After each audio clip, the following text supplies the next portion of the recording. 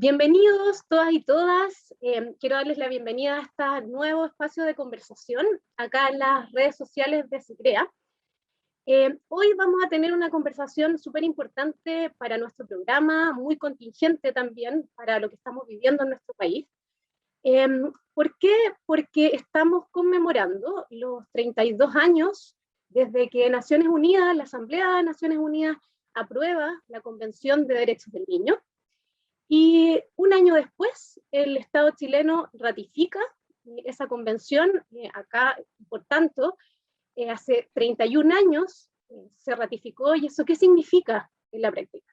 Significa que todas las leyes, todos los programas, todas las iniciativas que provengan del Estado debieran adaptarse a esa convención, por lo tanto la convención debiera implementarse. Entonces, a 31 años de ese hecho, nos preguntamos qué ha pasado. ¿Realmente se ha implementado? ¿Qué es lo que falta? ¿Qué desafíos vienen por delante? Y en ese contexto, entonces, quiero invitar a una compañera, una amiga de la casa. Quiero invitar a Francis Valverde. Ella es directora ejecutiva de la Asociación Chilena Pro Naciones Unidas, ACHUN. Hola, Francis. Hola, mucho gusto, muchas gracias, Teresita, por la invitación. Y sí, pues yo ya me siento como de la casa, trabajando y analizando realidades con SECREA. Creo que es un programa espectacular.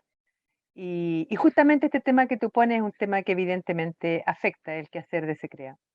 Sí, pues yo digo de la casa porque llevamos ya varios años con ASHNU trabajando en asesoría, en acompañamiento, formaciones. Ha sido un trabajo súper intenso de acompañar en la promoción de los derechos de niños, niñas, adolescentes y jóvenes. Así que por eso me atrevo a decir que es una amiga de la casa. Bueno, Francis, yo quería, antes de comenzar a hacer las preguntas, quería como entregar un poco un contexto de hacia dónde va dirigida esta conversación. Perfecto. Contarle a quienes nos están viendo, nos están escuchando hoy, que cuando un Estado, tú me puedes apoyar y acompañar en lo que voy a contar ahora, pero cuando un Estado en el fondo aprueba, ratifica más bien una convención, como lo decía al inicio, es responsabilidad, deber del Estado dar cumplimiento a eso que se firmó. Y luego de eso, en el fondo, durante los años, el Estado tiene la responsabilidad también de desarrollar un informe que entrega al Comité de Derechos de Naciones Unidas, que es este comité que fiscaliza o va observando si es que se va implementando esta convención. Y el Estado chileno, entonces, ha tenido la responsabilidad de realizar estos informes de cumplimiento. El 2012 se entrega, ¿cierto? El último informe hasta esa fecha era como el quinto y sexto informe juntos. Luego el comité va entregando, el 2015 el comité entrega una respuesta a ese informe. Y después de varios años, pasaron varios años sin que el Estado chileno entregara un nuevo informe al comité. Y este año por fin se entrega entonces un nuevo informe, que es en el fondo el informe número sexto y séptimo, donde ahí lo que se hace es generar como un mapa, un panorama de cómo ha estado la implementación de la convención. Y en el fondo desde ahí se generan los desafíos, lo que nos queda de aquí en adelante en cuanto a su cumplimiento. Y en paralelo también a estos informes que entregan los estados, en el caso chileno existen informes alternativos que desarrolla la sociedad civil y donde ASHNU ha sido parte. Por lo tanto, tenemos este año como la novedad, digamos, que no teníamos hace varios años atrás, de tener un nuevo informe de implementación, además de este informe alternativo. Entonces, teniendo como ese contexto que quería poner, que esta conversación va a estar centrada en eso, en qué ha pasado, cómo se ha implementado la convención en estos últimos años, a qué estamos al debe, etc. Y para partir, Francis, la conversación, yo leyendo este último informe, me llamó mucho la atención que en la página número 2 del informe, es decir, al inicio, hay una frase que dice así: hemos fallado en proteger adecuadamente a los niños, niñas y adolescentes. Por eso se pide perdón. Eso es lo que dice. Bien decidora esa frase, ¿no, Francis? Bueno, sí. Lo que pasa, aquí hay varias cosas, ¿no? Una, el Comité de Derechos del Niño, que es el que está a cargo de la Convención sobre los Derechos del Niño, tiene el mandato de recomendar. Naciones Unidas no tiene más posibilidades que recomendar ante los planteamientos que tenga el Estado en relación a la implementación de la Convención, ¿no? Y en el caso de nuestro país, desafortunadamente, pasan varias cosas, ¿no? Una, como no tenemos una ley de protección integral de derechos, Chile es el único país que no tiene en América Latina y el Caribe, no tiene una ley de protección integral de derechos a 31 años de ratificada la convención, como tú bien lo decías, ¿no? Por otra parte, eso implica que los avances, comillas, que puedan haber son más bien misceláneos, ¿no? Son muy diversos por una parte, son muy acotados, ¿ya? Y no establecen lo que la convención mandata y que el comité ha exigido, un sistema de protección integral de derechos. Un sistema implica que todos los organismos del Estado están articulados para proteger los derechos de niños, niñas, adolescentes y jóvenes, que además hay un plan de acción que le permite actuar, ¿ya? Fundamentado en una política pública de protección integral de derechos, ¿no? Entonces, cuando Chile pide perdón en este informe, lo que está haciendo es dar respuesta directa al informe de Naciones Unidas, del Comité de Derechos del Niño de Naciones Unidas del 2018, en el cual se plantea que Chile sistemáticamente vulnera los derechos de niños, niñas, adolescentes y jóvenes, ¿ya? Ese informe, elaborado por el comité y que fue entregado en marzo del 2018 al Estado de Chile, fue peticionado por miembros del Parlamento y la sociedad civil, producto de las investigaciones internas que se habían hecho con respecto a las situaciones que se estaban viviendo en el Servicio Nacional de Menores, ¿ya? Entre esas, la muerte de Lisette, que provocó todo un escándalo público, ¿no? Y que a raíz de eso, ¿no es cierto?, aparece el listado el número de niños y niñas afectados por el sistema de protección, comillas, que podría tener el Estado, pero también los niños y niñas fallecidos bajo este sistema.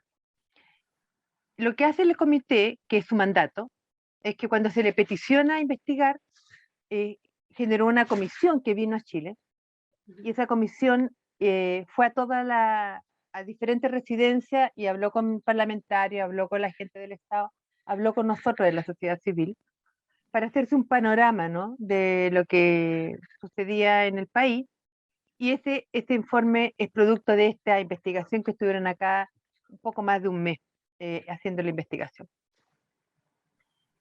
Entonces lo que hace el informe es, si lo puedo decir muy brutalmente, ponerse el parche antes de la herida, ¿no? Antes de dar cuenta que no hemos avanzado, ¿ya?, realmente en la implementación de derechos de niños, niñas, adolescentes y jóvenes, que en realidad desafortunadamente y muy a pesar de todos nosotros, se siguen vulnerando de manera sistemática los derechos de niñas, niños, adolescentes y jóvenes, entonces hace este perdón, ¿no?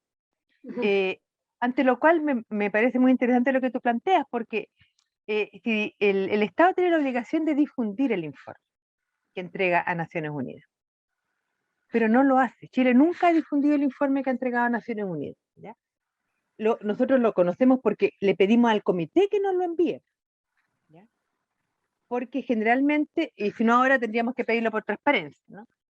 Y finalmente, bueno, el Ministerio de Justicia lo publicó y varios ministerios lo han publicado ahora tendría que haberlo publicado también el Ministerio de Desarrollo Social y Familia, ¿ya?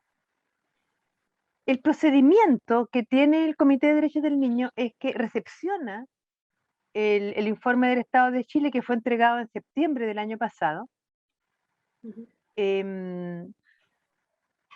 y los informes alternativos tienen el sentido de responder a ese informe.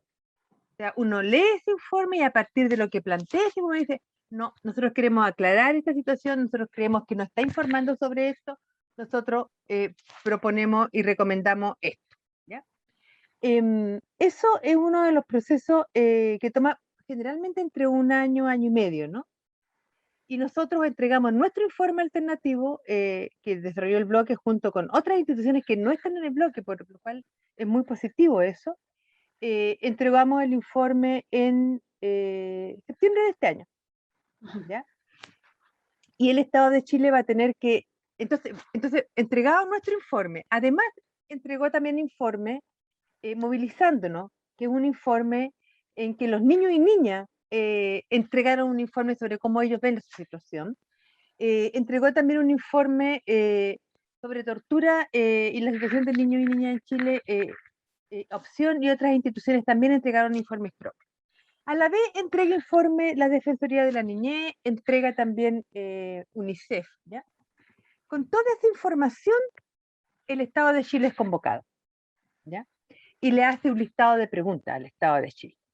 Generalmente, bueno, no sé cómo ir a hacer esta vez, yo si no me equivoco, va a tocar que tiene que responder ahora en enero del próximo año. Normalmente esto es presencial, entonces tiene que ir la ministra o el ministro de Desarrollo Social, los últimos que han ido, la vez anterior, claro, fue la ministra o ministro de Desarrollo Social. Responde ante esas preguntas que le hace el comité, donde la pregunta la fundamenta en todo esto otro informe, ¿ya? Entonces dice, a ver, ustedes dicen que pasó tal y cual cosa, pero los informes alternativos plantean sobre eso todos estos elementos. Nosotros quisiéramos saber qué pasa con eso. Una vez que escucha todo lo que dice el Estado de Chile, el comité se reúne y genera lo que se denomina el informe de recomendación. Chile ha recibido 5 informes de recomendaciones, en los cuales en todos ellos desde el día 1 se repite lo mismo. No se ha adecuado la ley nacional, la legislación nacional al mandato de la Convención. Sí, ahí Francis menos... me gustaría que nos detuviéramos, porque creo que es un tema que es manejado bien desde lo técnico, se conoce muy poco, se entiende muy poco. Si empezamos a ver los debates presidenciales, por ejemplo, ahora, no se habla del tema. En el último debate que yo escuché que se hizo en la Universidad de Chile, que era específicamente el tema niñez, se preguntó de una manera bastante vaga, se responde con frases bien, voy a ser bien tajante en esto, pero creo que es un poco así la realidad, con frases hechas donde se ahonda muy poco en el contenido, entonces no se entiende. Entonces nos quedamos muchos que estamos interesados en el tema y sobre todo quienes no están tan involucrados en el tema y que lo oyen por ahí, ven un titular, se quedan con esta idea de que hay una ley que no se entiende bien qué es, que se confunde con la otra ley, y que está ahí, que no se aprueba hace 6 años, está en la discusión, pero no se entiende bien. Entonces, yo quiero poner ese tema sobre la mesa y me gustaría que tratáramos de explicarlo así con peras y manzanas. Tenemos entonces, en 1967 se establece una ley de menores, ¿no? Que luego ha sufrido una serie de cambios, una serie de modificaciones, y estamos sin una ley integral de protección de derechos de niños, niñas, adolescentes y jóvenes. Entonces, eso, finalmente, en la práctica, ¿qué significa? ¿Qué significa que no tengamos esta ley? ¿Qué diferencia hay entre una ley integral y una ley de menores? Y quiero que lo hagamos más allá, también por supuesto explicando en términos de paradigma de cómo estamos entendiendo a los niños y niñas en cada una de estas dos marcos legales, digamos. Pero más allá del paradigma, en la práctica, ¿cuál es la diferencia entre mantener una ley de menores y aprobar finalmente esta ley integral?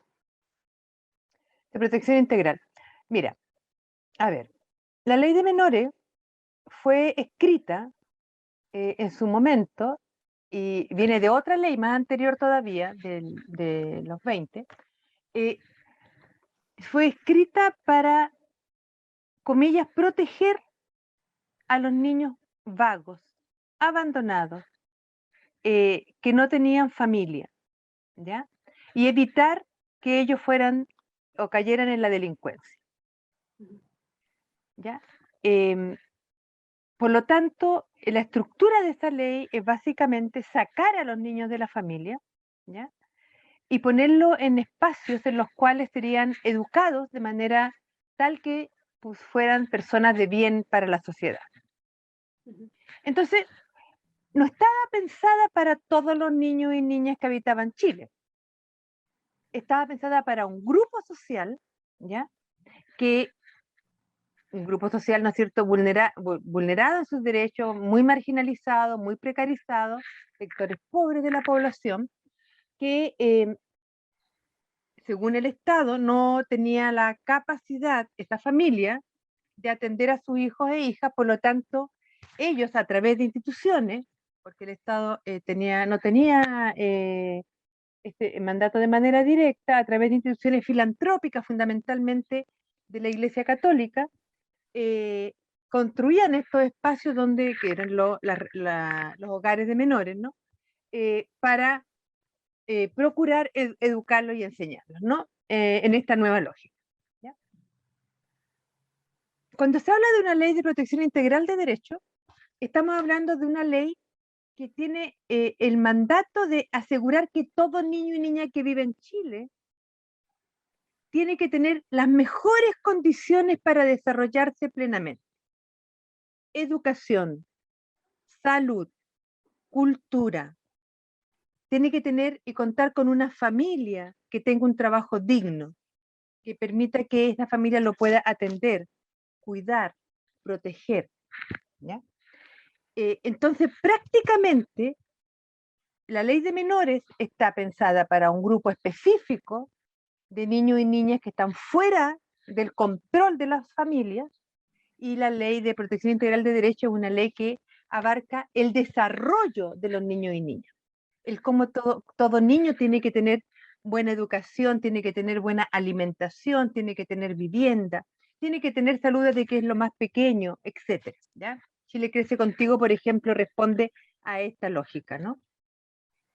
El otro elemento quizás muy diferenciador de una y otra ley tiene que ver con que la ley de menores considera al niño y a la niña en sí mismo, primero que nada, propiedad de los adultos, sus padres, sus madres, o los adultos de la residencia, ya que tienen legalidad sobre él. Por lo tanto, son vistos como propiedad, como objeto de protección. Todo se hace sin que ellos tengan que opinar nada, ¿ya? En el hogar de menores, los niños no tienen derecho a opinar, ¿ya? Ellos tenían solo la posibilidad de recibir alimentación, seguramente dependiendo del hogar que le tocaba, ¿no es cierto? Una alimentación, vestimenta, resguardo del frío y ojalá educación, ¿ya? Pero sin ninguna posibilidad de que los niños y las niñas se manifestasen. Entonces, se generaban procesos de sometimiento, ¿ya? De obediencia total, ¿ya? Y si no, castigo, ¿ya? Entonces teníamos esta lógica, ¿no es cierto?, de el vínculo castigo-premio, premio-castigo, ¿no? Entonces te portabas bien, entonces tenías beneficios, te portabas mal, tenías castigo. Socialmente no importaba mucho esto porque eran los niños que estaban como abandonados por la sociedad, por su familia, así que no importa que fueran muy duros con ellos porque lo importante era que fueran personas de bien. Si esto provocaba algún trauma, si había abuso extremo, si había abuso de poder, si se cometían maltratos gravísimos, abusos sexuales, etcétera, no era tema de conversación, no importaba, ¿ya? Y de hecho se ocultaba, ¿ya? Lógica de propiedad, ¿ya? La lógica de que los niños ni eran propiedad de los adultos. Lo que hace la ley de garantía, o lo que debiera hacer, ¿no es cierto?, a partir de la convención, es que primero que nada ningún humano puede ser propiedad de otro humano porque ya no existe la esclavitud, ¿ya? Por lo tanto, el niño y la niña no es propiedad, es parte de una familia, es parte de una sociedad y tiene opinión. Tiene la posibilidad siempre de emitir su opinión con respecto a lo que le está sucediendo. Por otra parte, deja de ser un sujeto privado, deja de ser propiedad, porque legalmente en el antiguo régimen eran propiedad de los adultos. Los adultos podíamos hacer lo que quisiéramos con nuestros propios hijos e hijas. Eso está en la ley de menores. Incluso, aunque no se usa, incluso se podía pedirle al juez que lo metiera preso, ¿ya? A tu propio hijo o hija, ¿ya? En el caso de la ley de protección integral de derechos, el desafío, ¿no es cierto?, es que primero que nada el niño o la niña no es propiedad de nadie, porque es un ser humano completo. Segundo, es un sujeto que tiene que ser protegido por el Estado.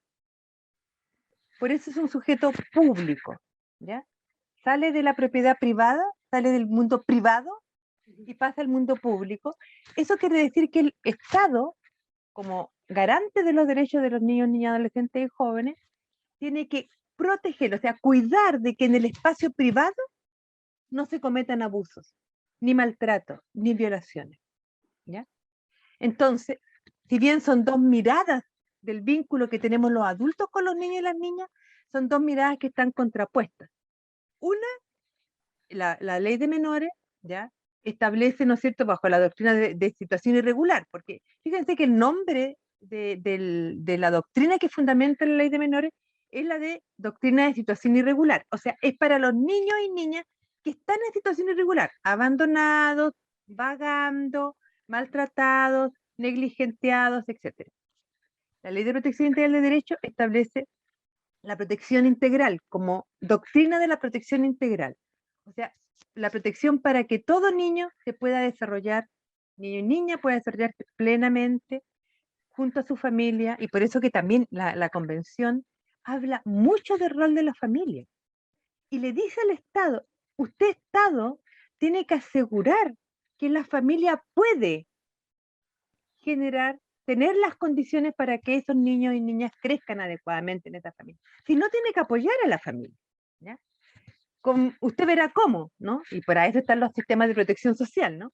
Usted tendrá que asegurar, pero los niños y las niñas tienen que ser protegidos para que crezcan plenamente y desarrollen todas sus potencialidades.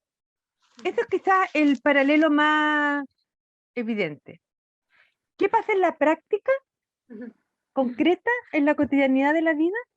Es que yo, mamá, yo, papá, con la Ley de Protección Integral de Derechos le exijo al Estado que mi niño, que mi niña, que mi hijo, que mi hija, tiene que tener educación de calidad, tiene que ser atendido en salud con toda la calidad, que no puede convertirse los derechos humanos de niños, niñas y adolescentes en bienes de mercado.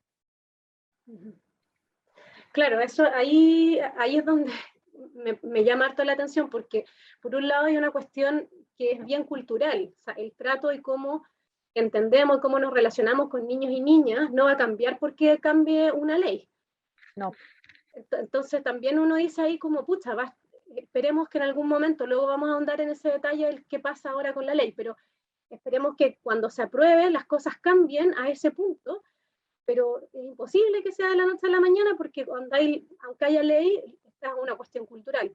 Y por otro lado, hay una serie de otros aspectos que, como tú mencionas, tiene que ver con la educación, bueno, educación de calidad, lo mismo, no porque haya ley, ese ámbito de la educación va a cambiar de aquí a mañana, o la salud.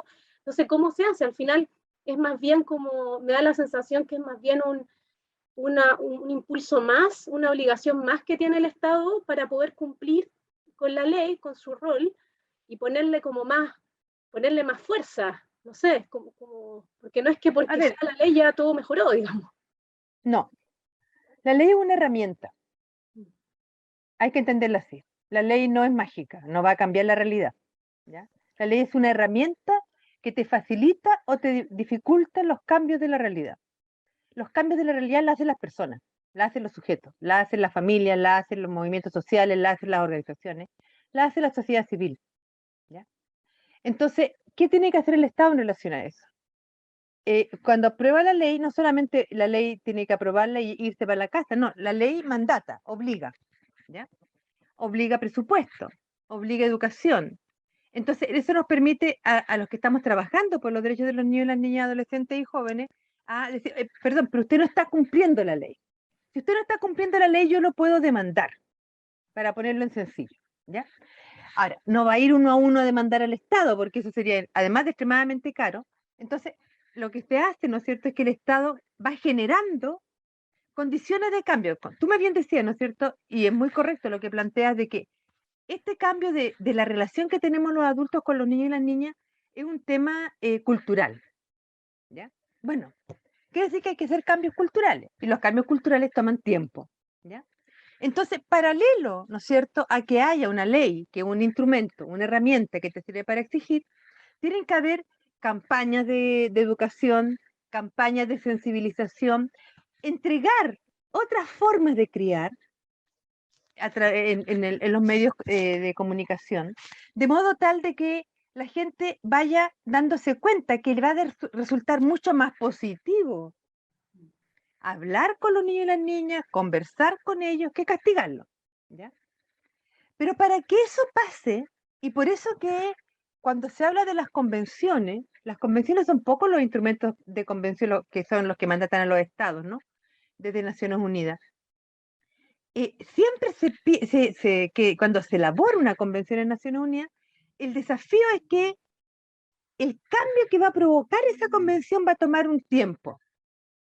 Y que lo que hace la convención al convertirla en ley en cada país es que obliga a apurar el tranco, por decirlo así, ¿ya? Entonces, lo que haríamos nosotros cuando tengamos esa ley es decir, ok, hay una ley que dice que hay que proteger a los niños, bueno, creemos el sistema de protección. La ley establece que tiene que haber un sistema de protección a nivel local, que ahora no existe, ¿ya? Y también dice que tiene que haber un sistema que no judicialice, que no todo se vaya a tribunales, ¿ya? Porque muchas situaciones conflictivas que están viviendo las familias con sus propios hijos e hijas se pueden solucionar con un apoyo profesional adecuado, ¿ya? Entonces, tienen que haber campaña, tiene que haber educación, tiene que haber cambio, por ejemplo, en la formación de los y las profesionales en las universidades. Y eso, entonces, esta es una ley, por eso se le llama ley marco o ley general, porque obliga a cambiar muchas leyes y a crear otras, porque de esta manera se adecúan a lo que plantea la convención. Entonces, no es mágico, no es mágico. ¿Que implica que tenemos un paso más adelantado? Sí, pero evidentemente no es suficiente, ¿ya? Claro. Ahí me pasa también que lo que decíamos al inicio, parece súper sensato todo lo que estáis diciendo y como una obviedad, sobre todo cuando decimos que los niños y las niñas son primero, cuando dentro del discurso damos por sentado que estamos todos y todas muy preocupados y preocupadas de ellos y ellas. Y pasa que llevamos 6 años, esta ley lleva 6 años discutiéndose. Finalmente el Congreso la aprueba, estamos como todos muy bien, vamos, por fin por fin tenemos ley y resulta que se va al Tribunal Constitucional. ¿Qué pasa ahí?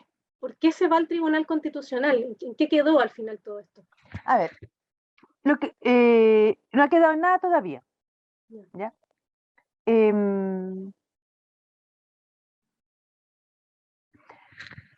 Los instrumentos de derechos humanos todos establecen se me fue la palabra, ya me voy a acordar de la palabra que se usa, ¿no? Pero establece que para que los derechos humanos puedan ser respetados en los países, el país tiene que ser democrático. ¿Ya? Y que sea democrático implica, entre otras cosas, que responde a criterios de desarrollo del país, en la cual todas las personas de ese país son parte de los cambios que busca ese país. Nosotros como país tenemos un tope, que es justamente lo que se está trabajando ahora, que tiene que ver con la constitución del país, ¿ya? La constitución que rige a Chile fue elaborada durante una dictadura militar, que evidentemente no reconocía los derechos humanos como un fundamento de su actuar, ¿ya?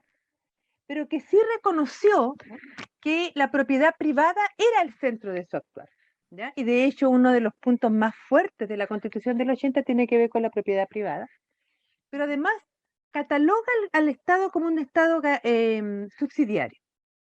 Noción que además está especialmente, bueno, como dicen los expertos constitucionalistas, dice, bueno, el concepto de subsidiariedad que se usa en Chile, en la Constitución de Chile, considerando, en los considerando de las convenciones, no me podía acordar de la palabra, ¿ya?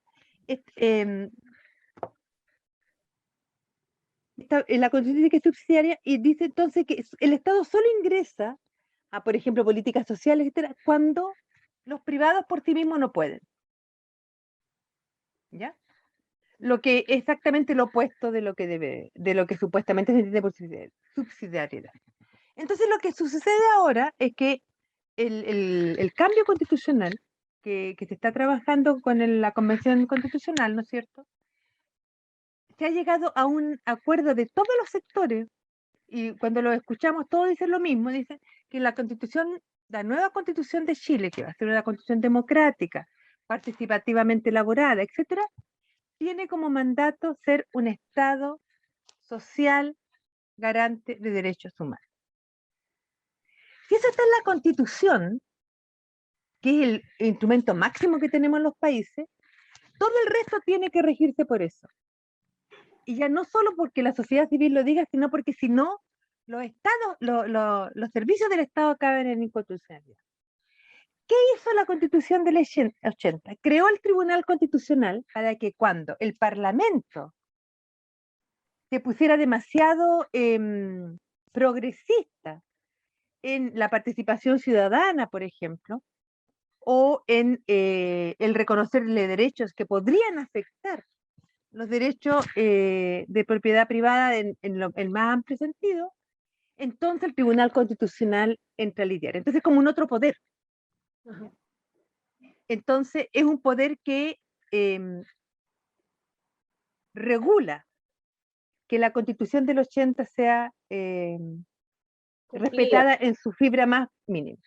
No es que no hayan tribunales constitucionales en los otros países, ¿no? En países democráticos hay, ¿ya? De hecho, en los países más desarrollados también hay. Pero el Tribunal Constitucional solo entra a lidiar en problemas constitucionales, ¿ya? Cuando hay reformas constitucionales, cuando están afectando alguna noción de, que tú dirías, están interpretando la Constitución de manera tal que pueda hacerle daño al país, ¿ya? En el caso de Chile, se discute en el Tribunal Constitucional hasta si hay que sacar o no el 10% de la AFP. O sea, es como otro parlamento, ¿ya? Solo que es un parlamento elegido por el gobierno, ¿ya? Entonces, por eso cuando la ley fue al Tribunal Constitucional, fue a raíz, ¿no es cierto?, de la presión de los sectores más conservadores que consideran que los niños y las niñas sí son propiedad de los adultos, ¿ya? Entonces, es volver a la más antigua noción de infancia que en el mundo ya no existe.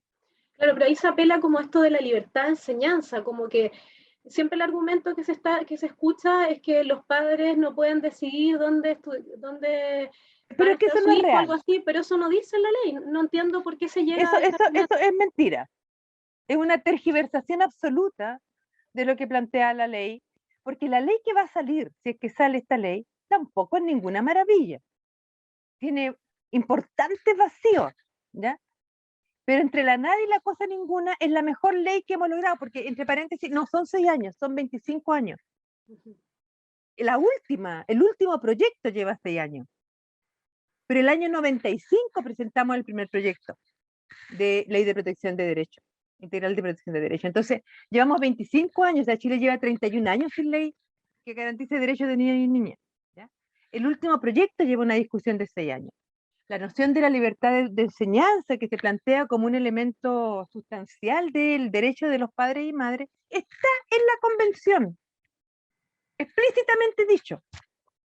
Los padres tienen la libertad para poner a sus hijos y por eso el derecho a la educación en la convención y en el Pacto de Derechos Económicos, Sociales y Culturales establece la libertad de enseñanza. ¿Por qué la establece? No solo porque los padres elijan dónde vayan sus hijos e hijas, que puede ser, sino para asegurar que los grupos minoritarios dentro de una sociedad pudieran tener una educación fundamentada en su cultura, ¿ya?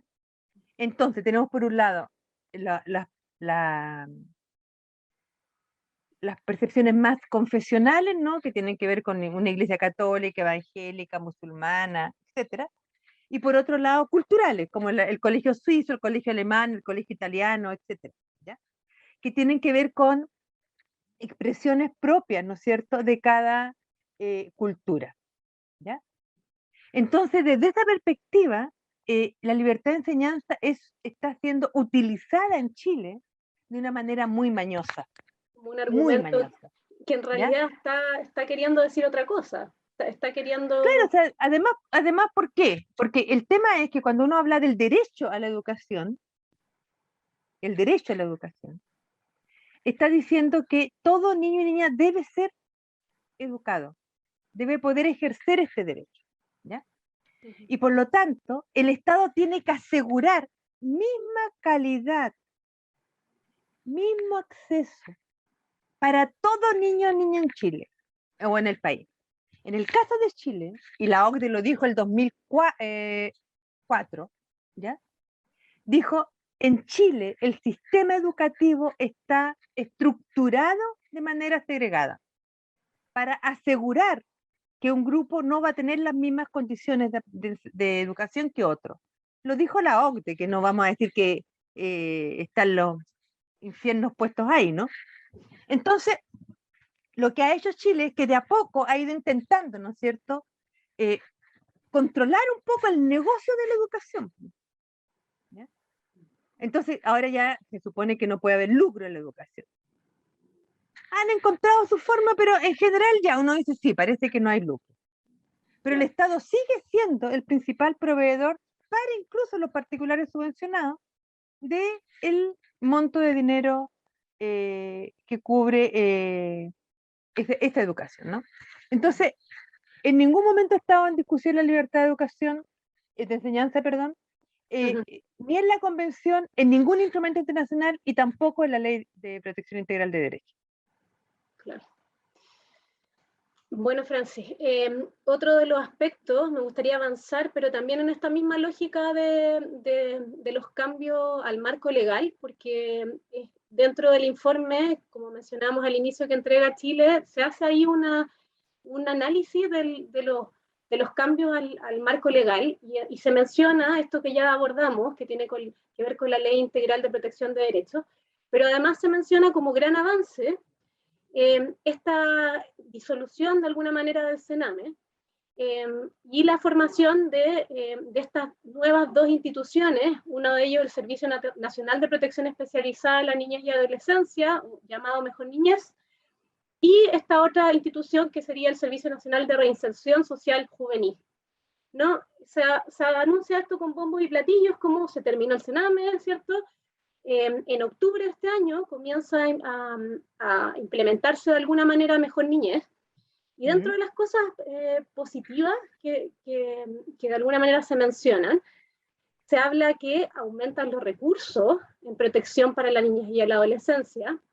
Por otro lado, los temas más vinculados a protección pasa a tomarlos el Ministerio de Desarrollo Social, ¿cierto? Y los temas de reinserción, el Ministerio de Justicia y Derechos Humanos, antes era todo, entiendo, el Ministerio de Justicia, y de alguna manera se cuenta el relato que avanzamos en ese sentido, avanzamos porque ya no vamos a tener Sename. Pero cuando uno empieza a ahondar un poco en esto, qué es Mejor Niñez, qué avances significativos en realidad tiene este cambio, por un lado aparece esta pata coja, digamos, que es lo que ya veníamos conversando, que se instala como una nueva institución sin marco legal, o sea, como con todo el concepto que está detrás, y aparece esto como de cómo se implementa una institución sin un marco legal que regule que esto tenga una característica de una institución pensada en la protección de los derechos, ¿no?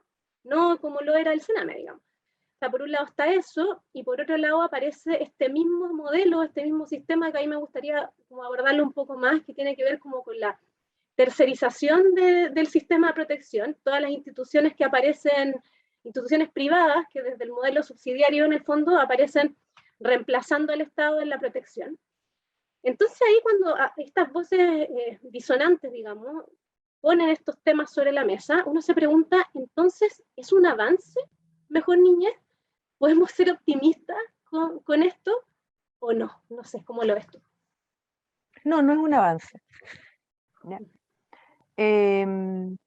Mientras no existe una ley de protección integral de derechos que obligue, mandate a los servicios a actuar desde la perspectiva de la generación de condiciones para que todo niño y niña pueda ejercer sus derechos, estas leyes son unas leyes cosméticas, ¿no? Intentan, ¿no es cierto?, dar cuenta de un cambio paradigmático, pero no es real. ¿Ya? Por de pronto, la protección especializada no ha cambiado ni los programas ni los sentidos de los programas, ¿ya? En esta nueva estructura de Mejor Niñez. No ha cambiado la forma de financiamiento, ya que es pagar por niño día, ¿ya? O por niño mes, ¿ya?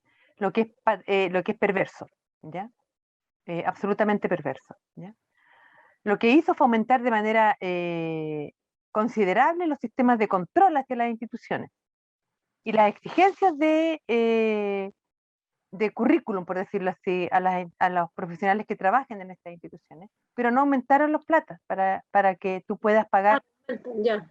Yo leí por esta ahí que había especialización. aumentado un 30%. Sí, aumentó la plata, pero aumentó la plata para instalar un nuevo sistema. Sí, imagínate tú lo que significa generar una nueva institución a nivel nacional. Hay que contratar gente hay que tener directores regionales en todas, dos, uno del Ministerio de Justicia y otro del Ministerio de Desarrollo Social ahora. Hay que tener profesionales para cada uno, en cada uno con plata administrativa, en cada uno, o sea, evidentemente que aumenta. Y donde hubo aumento de dinero, sí, real, es fundamentalmente en el trabajo hacia residencias, ¿no? Donde se obliga, ¿no es cierto?, afortunadamente, a que las residencias masivas ya no pueden seguir existiendo, ¿ya? ¿Las Que residencias tienen que qué, ser perdón? masivas, Ah, masivas, ya. ¿ya? Que lo que se tiene que promover, ¿no es cierto? Y bueno, además eso lo establecen las directrices de cuidado alternativo el año 2010, o sea que tampoco es que sea ninguna novedad. Chile la muestra como una gran novedad, que son los acogimientos alternativos familiares, ¿no? O sea, casas donde los niños y las niñas pueden ser, donde no pueden haber más de 6 a 8 niños, etcétera. El tema que pasar de una residencia, bueno, eso por una parte, ¿ya? Entonces, ahí aumentó el dinero porque evidentemente, en términos de costo, tener residencias para 8 niños a tener residencias para 100, evidentemente el costo es totalmente distinto, ¿ya? Ahora, el financiar por niño día o por atención, ¿no es cierto? Que entonces, que tú cuentas, ¿no es cierto? Cuántos niños tienes y cuántas atenciones le hiciste en el mes, no asegura que hayan resultados de cambio real, que ese niño y esa niña esté viviendo de otra manera la realidad y que la restitución de los derechos vulnerados se esté logrando, ¿ya? El mayor control que tiene el sistema no es un control en la perspectiva de un acompañamiento, ¿ya? De los procesos de intervención que tengan las instituciones, sino que es un control administrativo financiero para asegurar que el Que se dinero estén se gastando gasta en lo que tiene que gastar, ¿ya? Esto tiene que ver además con una tendencia, ¿ya?, a decir que las instituciones colaboradoras de Sename son básicamente ladronas, ¿ya? O sea, que roban el dinero de los niños, ¿no? Y honestamente, y yo soy también, fui, ya no soy, pero fui organismo colaborador, yo no sé de dónde podría robarse porque no alcanza la plata para atender a los niños, ¿ya? El estudio que hace el Hogar de Cristo dice que el costo mensual de un niño o niña en residencia eso es de 1.200.000 pesos, más o menos. Y el financiamiento del Sename es en este momento, si no me equivoco, está en, ponle tú 200.000 pesos. Mensual, un niño. Mensual, por niño. Entonces, ¿de qué estamos hablando? Yo no digo que no haya habido mal uso de plata en alguna instancia, no, yo no me podría meter las manos al fuego, pero no es una realidad de las instituciones que trabajan permanente, de la mayoría de las instituciones que trabajan. Claro, pero otra cosa es lo que tú planteas de la tercerización, ¿ya?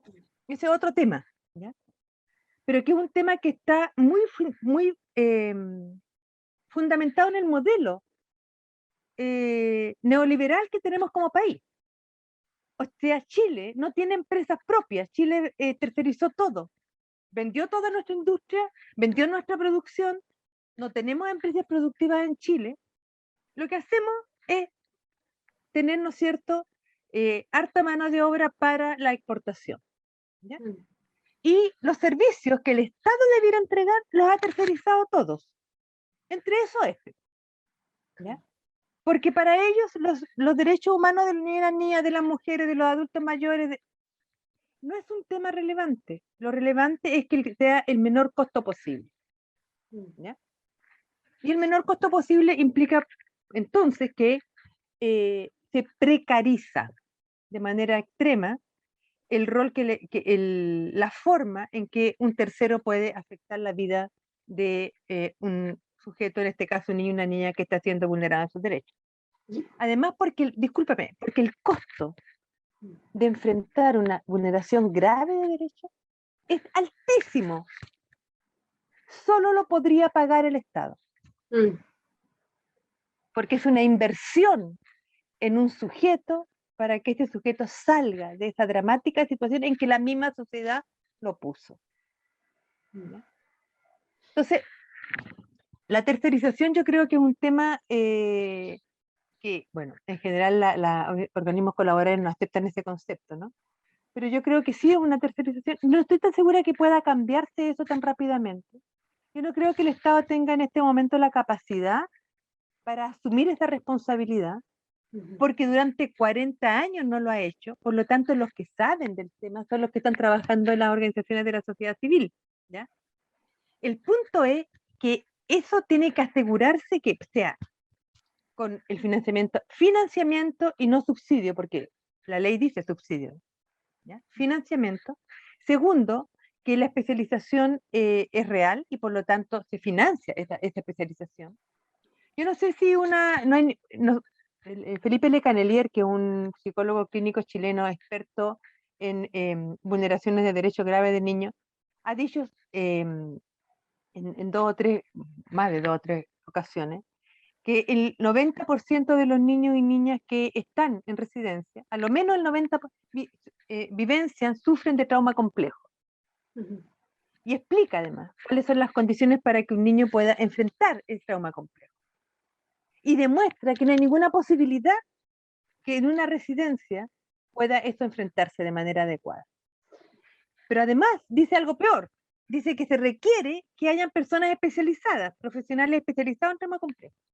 Un profesional especializado en trauma complejo, que son muy pocos en Chile, entre paréntesis, no te va a aceptar trabajar jornada completa, 45 horas que exige el CENAME, o mejor niñez, o 40 horas, por 800.000 pesos mensuales. Ese es para que veamos un poco de cuál es la realidad, ¿no? Entonces, ¿a quién estamos atendiendo? A los niños pobres. ¿A quién se le vulneran los derechos según la lógica del Estado actual? Es a los niños pobres, lo que no es cierto. Todos los niños, en todos los sectores está demostrado, UNICEF lo ha demostrado 20 veces, los niños son vulnerados en sus derechos y no están recibiendo la atención que debieran. Claro, a eso quería ir, a eso quería llegar con esto que hablabas de la precariedad. Porque en el fondo cuando hay una cuestión, o sea, cuando desde la base no se le da prioridad, y eso significa que el presupuesto es un presupuesto bajo, no podemos pedir profesionales capacitados, no podemos pedir aumentar los profesionales, porque cuando uno piensa, pónganse quienes están escuchando en este momento, tener un hijo o una hija, con todo lo que demanda ese niño o esa niña, de cuidado, de contención. Imagínense un hogar con, no sé, 20, no sé cuántos niños y niñas hay en un hogar. 6 a 8 más sí, tendrían que tener ahora, pero ponle más o menos hay 20, 25, sí. ¿Cómo? Yo siempre pienso en eso. ¿Cómo se hace? Entonces, ¿cómo se hace para contener? ¿Cómo se hace para acompañar? Y ahí recuerdo, escuché una entrevista a la directora del hogar donde murió Lisette, y que ella contaba cómo fue todo el proceso, todo ese día en que sucedió esto. Y ahí cuenta el protocolo, que hay un protocolo que yo digo, pucha, con la ley integral mejorará, cambiará este protocolo, que cuando un niño está sufriendo una descompensación así, una desregulación emocional, se empastilla al niño, se le dan pastillas, se sujeta y se le da pastillas. Y tú decís, pero ¿cómo? O sea, ¿cómo puede ser ese el modo oficial, institucional de acompañar una desregulación emocional? Pero después pienso, claro, si no tienes profesionales, si tienes a 25 niños en una residencia, con cada uno con su mundo, ¿cómo aplicar un cuidado respetuoso, un acompañamiento seguro? Es como súper desesperanzador, encuentro. Pero no hay que perder la esperanza, Teresita, no. Em, yo creo que habemos muchos de los que trabajamos con niños y niñas directamente y todos los días, en que el compromiso es muy alto por de pronto, ¿ya? Pero evidentemente el compromiso no, no impide, ¿no es cierto?, el darnos cuenta de que, por ejemplo, no tenemos toda la especialización que debiéramos tener, ¿ya? Y que muchas veces nos quedamos sin herramientas para poder trabajar con los niños y las niñas desde esta perspectiva de una apoyo seguro, ¿no es cierto?, de una protección respetuosa, etcétera. Si además sumamos este pequeño detalle, que un niño o niña que llega a residencia fue sacado de su hogar, desarraigado de su familia, está extremadamente asustado, pero ha vivido vulneraciones muy graves, entonces la posibilidad de regulación es de cada día, cada rato, en cualquier momento. Por lo tanto, requeriría profesionales de muy alta especialización y de que cada profesional no podría atender a más de 2 o 3 niños, y no 15, y permanentemente, y no una vez a la semana, cuando son especializados, ¿no? Entonces, evidentemente está mal estructurado el sistema, porque no hay un sistema, ese es el problema. Lo que hay son respuestas reactivas ante situaciones específicas que el Estado ha intentado enfrentar. Pero no hay un sistema de protección integral de derechos de niñas, niños y adolescentes que vaya desde el momento en que se nace, ¿no es cierto?, a toda la etapa de vida de un niño o niña hasta los 18 años, ¿no es cierto?, de modo tal de que haya prevención de las vulneraciones de derechos, de detener antes de que se cometan las vulneraciones. De modo tal que ojalá la protección especializada se vaya minimizando al máximo, ¿ya? Porque sean los casos menos, los menos posibles en número los que lleguen a esta situación, porque ya ha habido mecanismos anteriores. Pero Chile no tiene mecanismos anteriores. O sea, solo actúa, por eso que son políticas reactivas, cuando la vulneración se ha cometido. No hay mecanismos de alerta temprana, no hay capacidad a nivel comunitario y comunal de los municipios para atender a todos los niños y niñas de su comuna, para generar y promover derechos, para generar y promover mecanismos alternativos de solución de conflictos con las familias, por ejemplo, para enseñarle a las familias cómo hacer cuando un niño o niña llora, le da una pataleta, explicarle que es parte del desarrollo. Eso debería ser tarea a nivel local. Chile Crece Contigo tiene un poco de eso igual. Chile Crece Contigo tiene un poco eso, pero como todavía también depende mucho del municipio en el cual cae, claro. Y recordemos que el sistema de salud tiene un déficit de acceso enorme, entonces, claro, funciona todo lo mejor que puede. Claro. Sí. Condiciones para todos los municipios del país.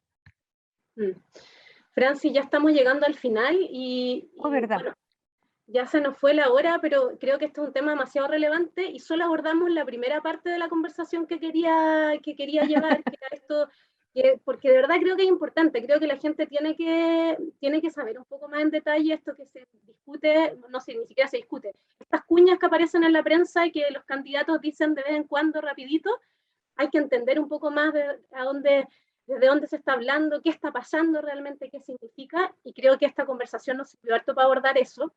Pero te quiero dejar invitada para una segunda parte, porque creo que justo esta puntita que hiciste, que al final son como las condiciones estructurales en que viven los niños y las niñas en este país, las condiciones de pobreza, las condiciones de desigualdad, que al final viven las familias y que afecta especialmente a niños y niñas, genera una permanente vulneración de derechos que finalmente termina en situaciones graves y termina en esta como última parte de la cadena, como tú mencionabas, que podrían ser estos organismos especializados en intentar reparar de alguna manera, pero hay condiciones precarias de vivienda, hay condiciones precarias de salud, de educación y etcétera. De trabajo, exactamente, que al final es una ola de nieve que desencadena en esto. Entonces me gustaría dejarte invitada para un próximo espacio, una segunda parte, para que podamos abordar esa otra vertiente. Sin problema. Pero antes de irme quisiera dejar una luz de esperanza porque es muy esperanzadora además. Ya. por favor. Los niños y las niñas organizados a nivel país han exigido su participación en la Convención Constituyente. Y lo están haciendo. Y quedó establecido en el reglamento de la Convención Constitucional de que los niños y las niñas van a participar, que se va a escuchar lo que ellos y ellas planteen.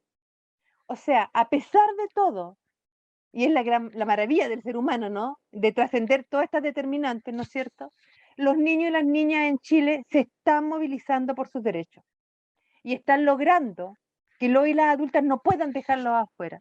Y por eso están estando presentes en la Convención Constitucional.